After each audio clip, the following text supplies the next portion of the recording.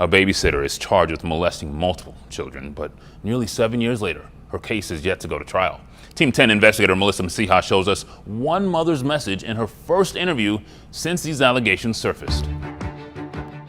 Luann's daughter is her only child, her everything. When she found out someone hurt her, I think my whole world dropped. We're only using the mother's first name because her daughter is a victim of a sex crime. It was about 8 years ago. Luann said she needed a babysitter for her daughter, who was 3 at the time.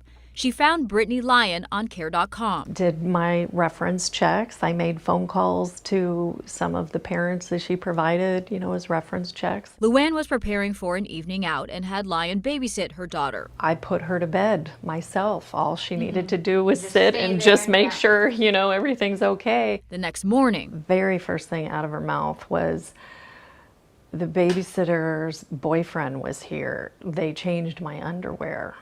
That's when just shocked. Luann said Lyon made up an excuse about what happened, that her boyfriend just dropped off cough medicine.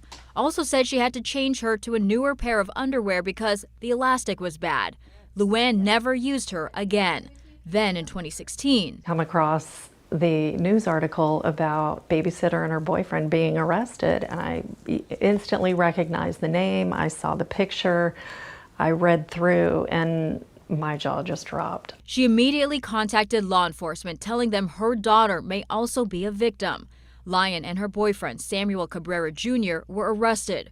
This is video of them in court that year, the judge ordering us at the time to tile their faces. Part of the evidence against them was video. Prosecutors said they filmed the sexual abuse. This is the 31-page criminal complaint against Lyon. It's extremely graphic, was very hard for me to go through, and it was difficult for me to read the allegations involving these children. Lyon faces 61 felony charges against her in connection to crimes involving 4 children. You hug your daughter closer. Excuse me.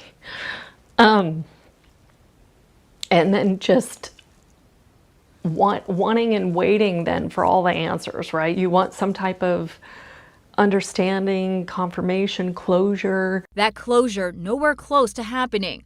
While Lyon's boyfriend was sentenced in 2021 to multiple life terms in connection to the molestation of several children, Lyon's trial hasn't even started.